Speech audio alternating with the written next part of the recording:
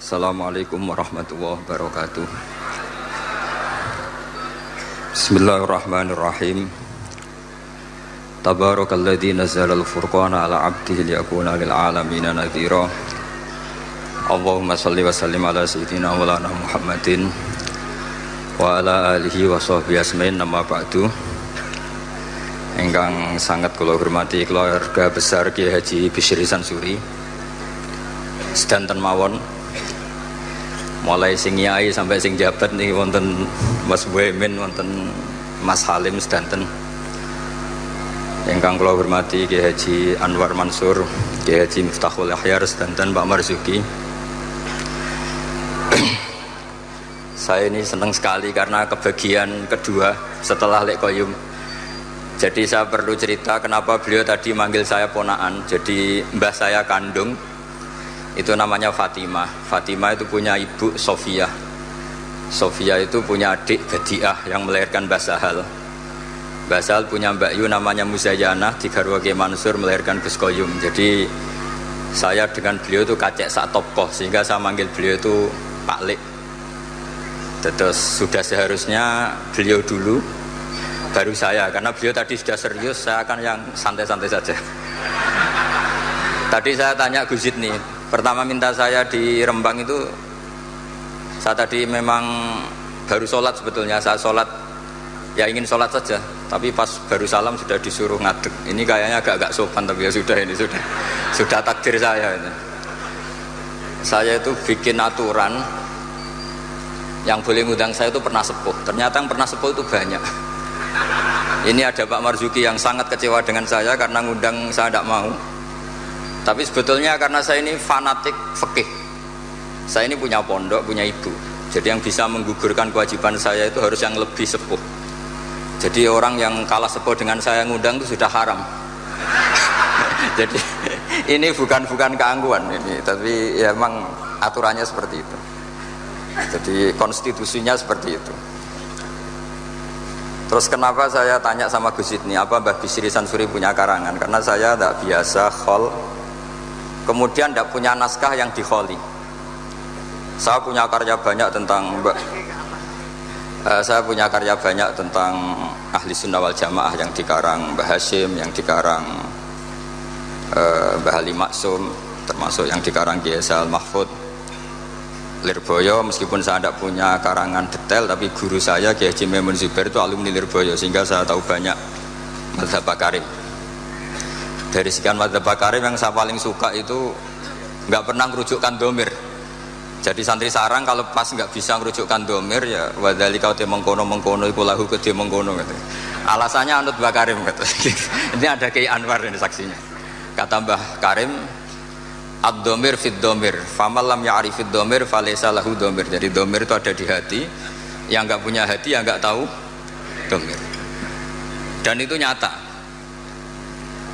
ketika ada perdebatan dua tokoh top yang sama-sama ahli nahwu, berdebat manil afdolu, siapa yang paling utama antara Ali dan Abi Bakar.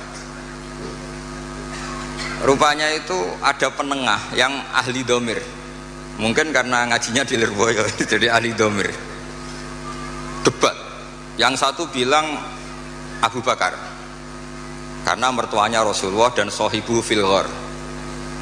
Yang satu bilang Ali karena Ali itu fadilnya kita tahu, beliau termasuk orang yang kata Nabi, besok royah ini, bendera ini akan dibawa rojulan, atau saya kasihkan rojulan sing yuhibbuhu wa rasuluh, atau yuhibbuhu wa rasulah wa yuhibbuhu wa rasuluh. Ketika berdebat tentang sekian manakibnya Abu Bakar dan Sayyidina Ali, ada penengah yang ngendikannya begini, pokoknya yang paling afdal itu mangkanat bintuhu tahtahu. Ya, kalimatnya gitu toh, mangkanat bintuhu tahtahu. Itu semuanya terus clear, seneng semua.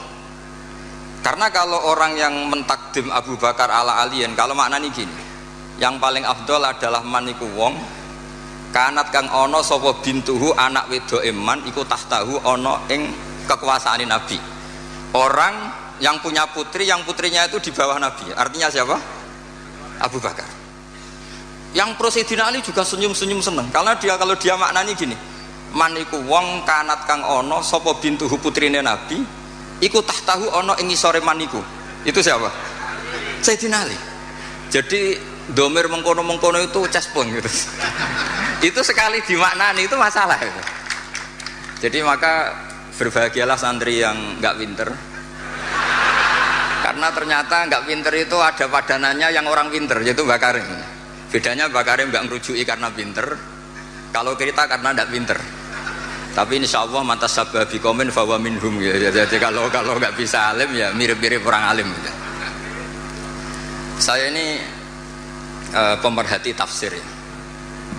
Itu memang sampai sekarang itu problem saya ini domir. Saya nggak pernah niat kalau akan ngomong ini karena nggak ada naskahnya Mbah Bisri.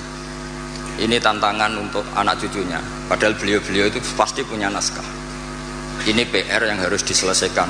Nggak mungkin lah seorang ulama nggak punya tulisan itu nggak mungkin. Karena ulama itu meskipun nggak niat ngarang itu pasti banyak tulisannya. Saya yang tidak cucu Mbah Hasyim Asari itu punya tulisan tangan Mbah Hasyim. Karena ketika mengijazahkan Sahih Muslim sama buyut saya Mbah kelima, jadi buyut-buyut saya dengan Pak Said dengan Lek Koyum itu sama-sama turunan Kudus. Saya ini paling muda, jadi kira-kira kalau saya manggil Pak Said itu ya pernah Mbah, kalau manggil Gus Koyum pernah Lek. Makanya saya sampai sekarang ngajar di Kudus, di pondok Kudus paling sepuh, namanya Ki Soleh bin Asnawi Sepuh. Dulu beliau gurunya Mbah Soleh Darat. Mbah Soleh Darat dulu pernah ngaji di Mbah Soleh bin Asnawi Sepuh. Kemudian punya anak namanya Maksum punya anak namanya Hafsah. Lah Hafsah ini yang punya anak Sofiyah, terus Badiah dan seterusnya, yang dari turunan Kudus. Saya mau cerita, domir itu harus dikaji. Kalau sekiranya tidak mungkin, maka harus membuang. Saya cerita ini karena saya tahu di biografi Kiai Bisri Sansuri, beliau pernah istifadah sama Syekh Bakir Jogja, termasuk sama Syekh Mahfud Termas, sama beberapa masayah dari Yaman seperti Said Al-Yamani. Dan saya dari sekian itu banyak yang punya naskahnya. Di antara seni ya, seninya ulama Indonesia adalah makhtutot atau catatan apa saja itu dikaji dan kemudian diteliti, kemudian diaplikasikan di Indonesia dengan alasan muqtadal hal.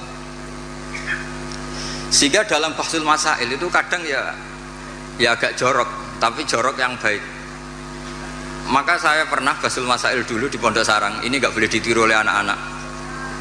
Bagaimana hukumnya desainer pakaian yang mendesain celana pendek untuk perempuan?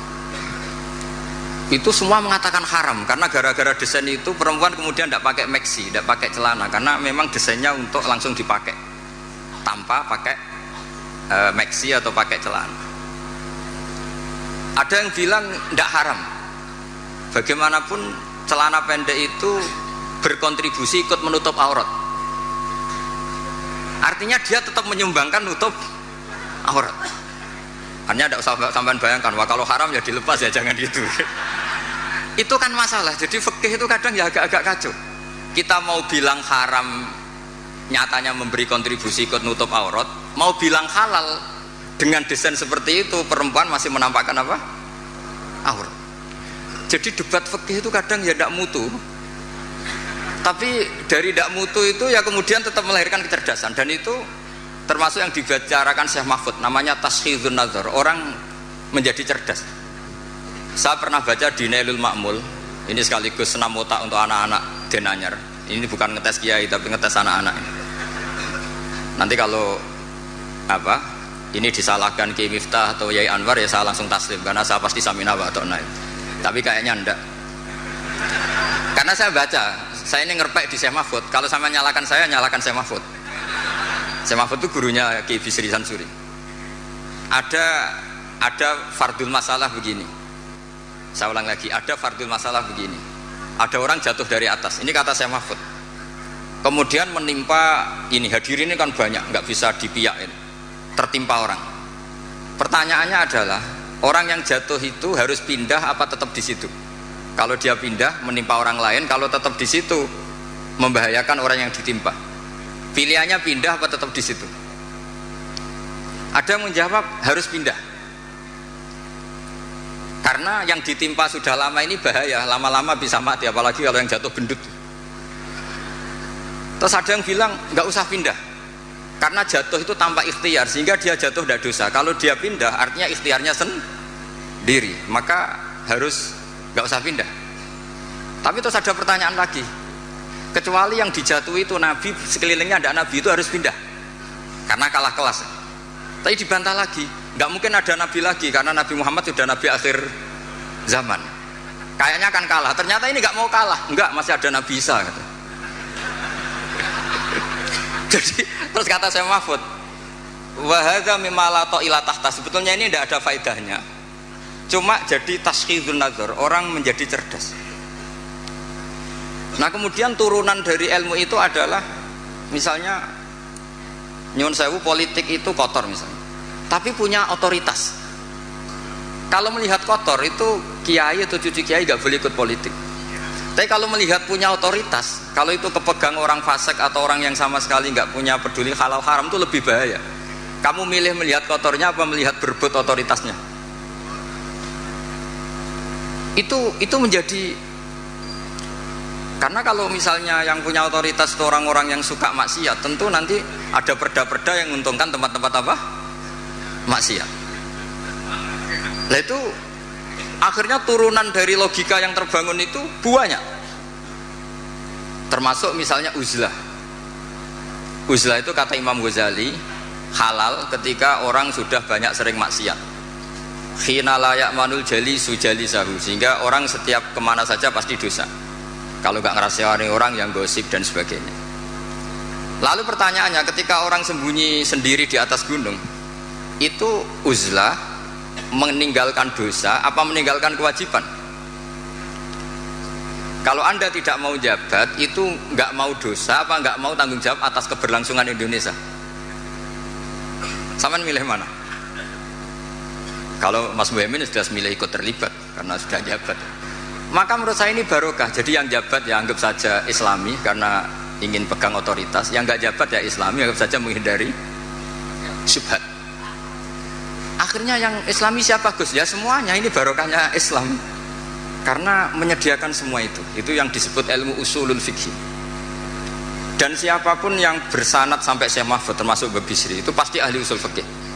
Ki Sahal bisa ngarang Thariqatul Husul itu karena pernah ngaji sama Mbah Zubair. Mbah Zubair bisa alim seperti itu diantaranya pernah ngaji Ki Fakih Mas Kumambang. Ki Fakih bisa seperti itu tentu sanadnya sampai ke Syekh Mahfud At-Turmusi. Ada yang baca At-Tarmasi. Masalah At-Turmusi At-Tarmasi itu Mbah Zubair, gurunya abahnya Mbah Mun sekaligus gurunya, itu punya guyonan ajamiyun fasna bihi masyita. Jadi kalau nama itu ajam, lakukan apa sekehendak kamu.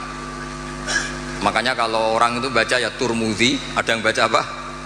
Tarmidhi, ada yang baca apa umumnya apa? Tarmidhi tahir dulu, Tarmidhi, Turmudi, Tirmidzi. Kalau Istakhri, Ustukhri, Istakhri. Yang repot, saya itu setiap ngajar di sarang itu bingung karena murid yang datang itu kadang sorogan sama saya, Ali Sibro milisi apa mulasi? Kalau kayak sini baca apa? Mulasi apa milisi? Ada yang baca Sibro mulasi, yang satu baca Sibro milisi, kok kayak milisi Taliban katanya. Itu di karangannya Mbah Zubair disebut ajamiyun fasna bihi masyita. Itu dari awal nama ajam, maka terserah kamu bacanya apa. Sehingga kita yang tahu Syekh Mahfud itu orang Termas, kita baca At-Turmusi. Yang satu tetap baca apa? At-Tarmasi. Ini saya cerita ilmu. Jadi ilmu usul fikih itu ilmu yang menyediakan logika. Logika yang terbangun itu adalah kemudian menjadi produk hukum. Makanya ketika Imam Ghazali cerita di kitab saya, insya Allah halaman 19, tapi di kitab saya tidak tahu di kitab sampean mungkin beda cetakan atau beda punya tidak punya, atau sama-sama punya beda baca dan tidak baca, saya tidak tahu karena perbedaan itu bisa macam-macam. Orang-orang yang uzlah itu akhirnya didatangi, taraktum ummata Muhammadin sallallahu alaihi wasallam fi aidil mubtadi'ah. Saya masih ingat kalimatnya seperti itu. wahai para orang yang uzlah, kamu sebetulnya meninggalkan umatnya Rasulullah sallallahu alaihi wasallam fi aidil mubtadi'ah, di tangan orang-orang yang bidah. Jadi tidak dianggap menghindari dosa, tapi dianggap menghindari tanggung jawab. Sehingga saya ini punya bapak namanya Kiai Nur Salim, beliau ngaji sama Mbah Dolah dulu khatamnya Quran. Mbah Dolah adalah bin Abdus Salam. Abdus Salam ini juga yang termasuk gurunya Ki Bisri Sansuri. Jadi saya dibolak-balik sanadnya juga akan ketemu sama sanad yang dipakai Ki Bisri Sansuri. Sampai juga nanti ketemu di Nabi Adam lah, kalau nggak ketemu semua ya di Nabi Adam. Pasti nanti ketemu juga sanad-sanad keilmuan. Bapak itu kalau ada orang terlalu istiqomah imam masjid sampai tua itu ngeritik. Saya dulu ya iskal. Pak, bukankah itu istiqomah? Kata bapak gini, iku istiqomah apa mau digenti wong liya katanya. jadi orang itu akhirnya berlatih berpikir. Tapi kalau ada santri sopan gitu, gak mau ngimami, gak mau jadi pengurus masjid, itu tawadhu karena masih ada yang sepuh. Iku tawadhu apa mau tanggung jawab. Sehingga semenjak itu saya terus berpikir terus begini. Makanya seperti saya di sini itu sopan apa tidak sopan saya tidak tahu. Kalau melihat saya di atas sampai di bawah saya ini tidak sopan. Sampean kan lebih sepuh. Tapi melihat ini diperintah, itu orang paling sopan saya sekarang. Karena saya itu paling kecewa sebenarnya diatur-atur itu. Saya masyhur mengatakan Kiai diatur itu dosa, tapi kali ini saya diatur. Tapi saya samina wa ta'na saking sopan saya. Jadi kalau melihat itu Gus Bak itu sopan enggak? Ya enggak sopan. Wong banyak yang sepuh di bawah kok di atas. Ya sopan wong nurut. Diatur sama Gus Salam yang nurut, padahal sepuh saya Gus Salam. Jadi maka mau tidak mau harus ada madhab, yaitu akhirnya Mbah Hasyim memutuskan yang kita pakai adalah al-madhahibul arba. Nah ketika ada madhab itu sudut pandangnya itu pasti beda-beda. Memang saya sengaja saya akan ngomong fikih malam ini.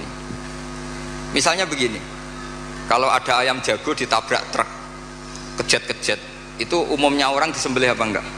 Padahal dibiarkan pun pasti mati. Umumnya disembelih apa enggak? Disembelih. Itu karena nganggep halal apa eman karena jago? Eman. Coba kalau ayam kecil, meskipun kejet-kejet, orang bisa berdebat. Kepiting itu halal apa haram? Berdebat. Tapi kalau yuyu enggak berdebat, kan enggak eman. Haram enggak apa-apa, kecil aja kan gitu. Sehingga debat menyangkut kepiting itu sampai sekarang enggak selesai. Mbah Mun itu termasuk guru yang mengharamkan, tapi banyak guru saya menghalalkan. Karena kenapa kok khilaf? Karena itu kepiting besar. Tapi yuyu itu sepakat haram karena kecil. Suatu saat kalau yuyu ini besar pasti ada khilafnya gitu. Karena eman gitu. Nah, saya itu pernah ditanya sama orang, Pak Sada jagonya kelindes truk itu di kampung saya. Saya pas lewat pakai motor, Gus ini halal apa haram? Sudah kejet-kejet. Saya bilang ya sudahlah untuk kamu halal kata saya. Lama-lama orang ini sekali ini Gus Bak gimana? Ngomong hukum kok seenaknya. Datang ke rumah saya. Itu andekan tidak saya sembelih pun pasti mati. Terus saya bacakan kitab Sawi. Kata Imam Malik, yang namanya kejet-kejet itu tetap punya nyawa. Sehingga penyembelian ini tetap berfungsi menghilangkan nyawa. Itu sudah cukup dikatakan dzabhu, menyembelih. Tapi cara mazhab Syafi'i dia tidak punya hayatun mustaqirrah, sehingga kalau dibiarkan pasti mati langsung, maka nggak boleh disembelih. Karena dia tidak langsung mati, ini hanya proses prosedur saja. Memang pantasnya mati kejet-kejet sih gitu aja kira-kira itu. Tapi hakikatnya sudah apa? Mati. Sehingga ulama itu selalu berdebat.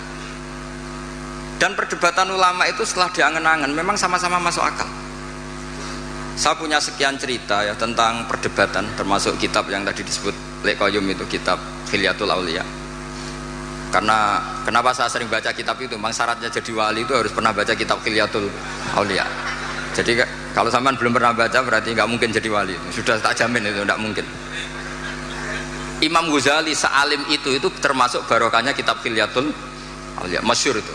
Fit tasawuf beliau ngiduk kitab Kutil Qulub, fil fikhi beliau ngiduk kitab Nihayatul Matlab fi Diriyatil Madzhab karangannya Imam Haromen. Tapi kalau fi manaqibil akhyar beliau ngiduk kitab Khilyatul Auliya wa Tabaqatul Aswa. Itu terang-terangan beliau ngendikan di juz 4, wa alayka bi mutalaati kitab Khilyatil Auliya. Karena beliau memang pengagum kitab Khilyatul Auliya di bab manaqibul akhyar. Itu di bab manaqibul akhyar itu ada sekian perdebatan, dan perdebatan itu melahirkan satu kecerdasan, yaitu tadi saya berkali-kali cerita ada sekian contoh yang orang itu akan ngeper setelah ada logika kebalikannya. Saya beri sekian contoh. Ketika malaikat Israel datang ke Nabi Ibrahim mau mencabut nyawanya, itu Ibrahim marah-marah, Israel kamu salah. Kenapa? Saya ini kekasih Allah, ana Khalilur Rahman, saya ini kekasih Allah. Wahal ra'aita khalilan yumitu khalilah, masa kekasih bunuh yang dikasih, ini tidak benar, logika ini tidak benar. Karena Israel gak biasa Basul Masail, gak pernah ikut Basul Masail di BW Jawa Timur yang Bapak Marzuki itu, datang ke Allah, ya Allah, logika ini kata Nabi Ibrahim gak benar. Karena wahal ra'aita khalilan yumitu khalilah. Terus sama Allah diajarin, ya sudah bilang ke Ibrahim gini, wahal ra'aita khalilan yakrahu ayal khalilah. Masa orang yang dicintai kemudian tidak siap ketemu yang dicintai. Datang lagi Israel, wahal ra'aita khalilan yakrahu ayal khalilah. Oh ya ya, nggak apa-apa, mati nggak apa-apa katanya. Jadi dibalik langsung rubah. Dulu pernah ada jagongan ulama mau menganggap cengkeh itu pewangi. Alasannya kue-kue tar dikasih cengkeh, maka cengkeh kategorinya pewangi. Artinya apa efek hukumnya? Kalau orang ikhram rokok berarti wajib bayar dam karena pakai pewangi, yaitu cengkeh. Karena roti tar dikasih cengkeh, terus beberapa wedang cengdem juga dikasih apa? Kemudian ada ulama yang ngendikan kalau gitu orang Jumatan kesunatan rokok, karena orang Jumatan disunatkan pakai wewangian. Langsung kebar, wah tidak jadi. Jadi itu usul fikih. Sehingga katanya fikih nakal tidak apa-apa, ini nakal yang Islami. Saya memang termasuk orang yang kata Gus Rizal Lirboyo diberi gelar Gus doktoral honoris causa cangkem elek katanya itu. Saya ini sebetulnya bangga dengan gelar itu karena itu cara sahabat melindungi Rasulullah SAW. Jadi saya sengawur-ngawur saya ini masih punya sanad. Dulu ada orang Bedui datang ke Nabi, ya Muhammad, jika kamu Nabi, fa'akhbirni amma fi batni naqati, fa'akhbirni amma fi batni naqati. Jika kamu Rasulullah, sing idda'ai ta kamu ngeklaim tahu barang gaib, coba yang di kandungan perut unta saya itu lelaki apa perempuan, isinya apa ya? Itu Nabi kan mangkel, masa Nabi kok ditakoi isi kandungan apa? Terus kata sahabat datang, ini sanad kalau boleh dikatakan sanad yang kemelek kalau boleh dikatakan sanad. Itu kata sahabat tadi langsung namanya Salamah bin ada yang baca Salmah bin Salamah namanya. Nazauta 'alaiha fakanat laka minha sakhlatun. Kamu yang ngangkangi itu ada anak kamu gitu. Saking mangkelnya Rasulullah kok ditanya gitu. Enggak, kamu enggak usah tanya Rasulullah, tanya saya. Oh iya ya, di dalamnya ada apa? Ono anakmu kata. Karena dia begitu saking mangkelnya, masa Rasulullah kok ditanya idza kunta Rasulullah fa akhbirni amma fi batni naqati. Jadi kadang orang itu mau tidak mau ya, nggak ada pilihan. Orang wiridan ditanyakan syaratnya apa, salaman sama sekelilingnya ditanyakan syaratnya apa. Salaman tuh nggak ada syaratnya, hadisnya nggak sahih. Tapi orang nyalain HP nggak perlu sanad. Habis salam langsung ke toilet nggak perlu. Sebenarnya harus ditanyakan, nyalain HP setelah salam itu ada hadisnya nggak? Ke toilet setelah salam ada hadisnya nggak? Nggak ditanyakan. Tapi kalau salaman ditanyakan. Mau tidak mau kita jawab gimana? Ya jawabnya tadi. Kalau semuanya butuh sanad, berarti kalau HP kamu matikan setelah salam kamu nyalakan harus pakai apa? Sanad. Kira-kira punya apa enggak? Enggak punya kan? Oh itu sanadnya umum bahwa Nabi boleh melakukan sesuatu yang maslahat. Memangnya salaman enggak maslahat? Jadi saya contohkan yang ketiga. Ini sekaligus yang terakhir lah. Ini masih banyak kiai. Karena saya memang nggak bisa pidato depan umum, nggak bisa. Nggak memaksa bisa, memang nggak bisa juga nggak bakat. Dan yang undang saya kalau kalah sepuh itu mengharam karena tadi. Karena saya meninggalkan kewajiban tadi, kewajiban saya sebagai kiai di rumah. Saya ini kiai induk loh di rumah, itu bukan sombong, memang saya kiai induk. Bapak saya sudah meninggal. Jadi bukan karena kualitasnya, memang mau tidak mau. Mubah misalnya. Banyak pakar usuliyin yang mengatakan hukum itu diantaranya ada yang bernama mubah. Mubah itu boleh dilakukan, boleh ditinggalkan. Tapi kemudian itu ada masalah, yaitu Ketika mubah dilakukan, ini monggo marhaban wa sahlan, ini beneran, ini Gus Ali Darawuh. Ini beliau teman bapak saya. Jadi monggo. Saya ulang lagi, mubah itu secara definisi kan boleh dilakukan, boleh ditinggalkan. Tapi ada logika yang mengatakan begini.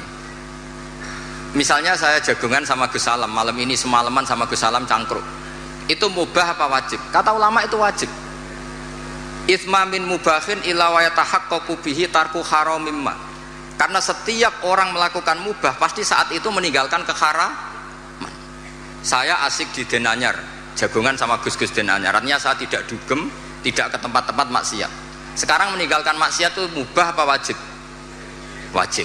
Berarti jagungan wajib. Kan terus jadi aneh. Itu fikih. Akhirnya orang mendefinisikan diulang. Wal mubah min haitsu dzatu. Mubah dipandang definisi secara mubah. Tapi kalau dipandang dari efek hukum mubah itu bisa wajib, bisa haram. Saat ini ibu Anda harus diperiksakan di rumah sakit. Anda jagongan, maka haram karena kategorinya tarkul wajib. Tapi kalau melihat sekarang kamu tidak dugem, ngaji seperti ini kan sunnah. Tapi barokahnya ngaji seperti ini Anda tidak melihat maksiat. Berarti ngaji ini sunnah apa wajib? Wajib karena tarkul maksiat. Akhirnya orang terus mikir. Ternyata sudut pandang, dan itu Syekh Mahfud senang sekali. Kata Syekh Mahfud, apapun gharibnya mas'alatun gharibah, bahkan aghrab, itu harus dibicarakan karena itu melatih tashidun nazar, untuk mencerdaskan pikiran.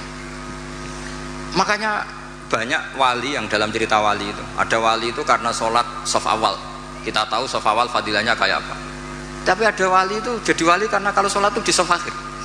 Ketika ketemu di forum wali, dua wali ini, loh kamu kok jadi wali? Bukankah kamu kalau sholat di shaf akhir? Iya, kenapa kamu tetap jadi wali? Saya tuh malu ketemu Allah di depan, kayak paling suci saja katanya. Dan kebetulan wali ini idola saya ya, saya akhirnya kalau sholat ya sering di belakang gitu. Kira-kira seperti itu. Jadi ya saya kira demikian. Assalamualaikum warahmatullahi wabarakatuh.